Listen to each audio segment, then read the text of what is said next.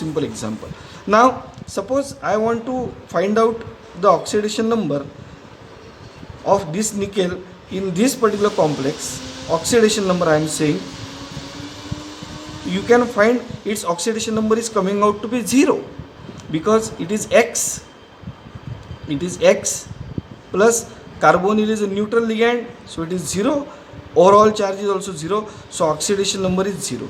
Now if you want to find out the effective atomic number, so we can write Z minus X plus Y, that is again it is 28 minus, now oxidation number is 0, so we can write here 0 plus total number of electrons received by this carbonyl are 8. So you can find it is 28 plus 8, it is coming out to be 36. So you can compare the stability of these two complexes. Suppose somebody asks you which complex is more stable. On the basis of EAN also you can tell, sir, EAN this is having 36, so this complex is comparatively more stable than this particular complex. Now let us take one more example. If I take here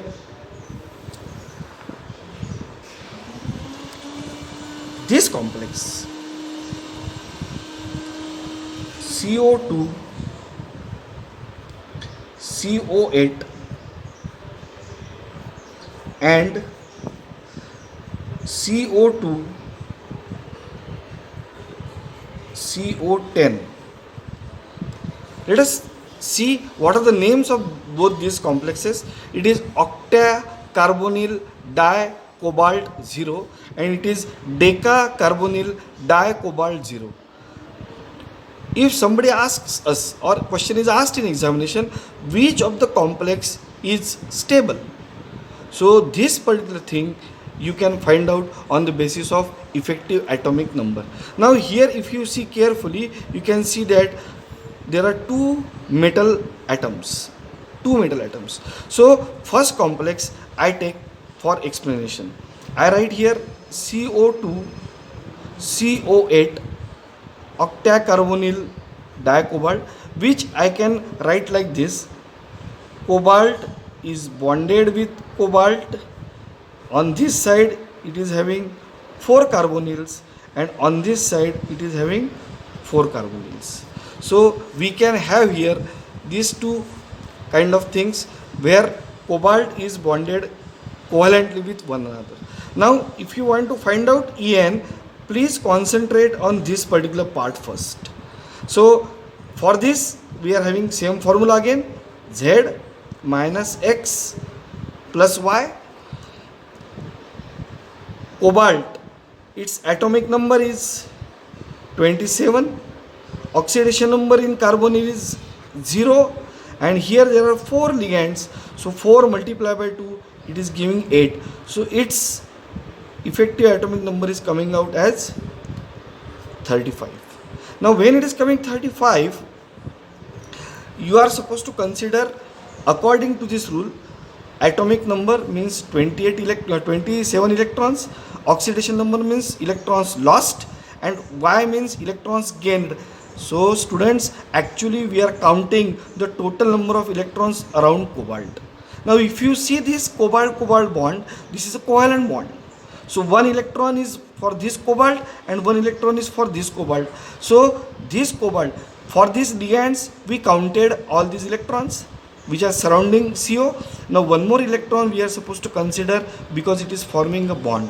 So in nutshell, whenever there is a metal covalent bond you find in complex, you simply add one more electron for metal covalent bond, so that it's coming out to be 36. Now you can find, see cobalt here and its atomic number, it is coinciding with 36. So for this complex CO2 CO8, effective atomic number is coming as 36, whereas for this if you calculate, it will not come. How much it will come? It will come 27 minus 0 plus, here it is 5 multiplied by 2 it is 10, so it is already coming 37, and plus one more electron you will add for metal, so it is coming out to be 38. So if this particular question comes, you can certainly tick that only this particular complex, that is octacarbonyl cobalt, is more stable than decacarbonyl dicobalt. In fact, this is formed, this will not be. So this is the beauty of this effective atomic number. I hope you are getting. Metal bond, when you see, students, you please add one extra electron so that your answer will never go wrong. Now let us take some simple examples which are asked in books or which are present in book. So let us take one simple example. See, students, I am having here one book. This I brought for you to show. This is our chemistry JEE Main, and you can see it's Singesh. It's very good book. Arihant also is very good. Singesh is also very good. So if we are able to attempt the question from these books, so that means our topic is really becoming nice. So let us take some questions here. Here you see first question. What is the EAN? I am bringing this. What is the EAN of central metal atom? That's nickel glycine 2, where atomic number of this is given. I hope you read this question carefully. Nickel glycine 2. Okay, now I am writing this question here. We are supposed to find out the effective atomic number for this particular complex, that is nickel glycine 2. I hope you know the formula for glycine. Glycine is very simple formula. It is a bidentate ligand with -1 charge. Those students who don't know, for them I am writing the ligand. It is NH2, which is having lone pair. Then we are having here CH2, and then we are having COO minus. This is also, so this is denticity of this particular glycino. So it is diglycino nickel 2 we are supposed to find out. Now it is having here -1 charge. If you see carefully, -1 charge. So here I am finding out first oxidation number.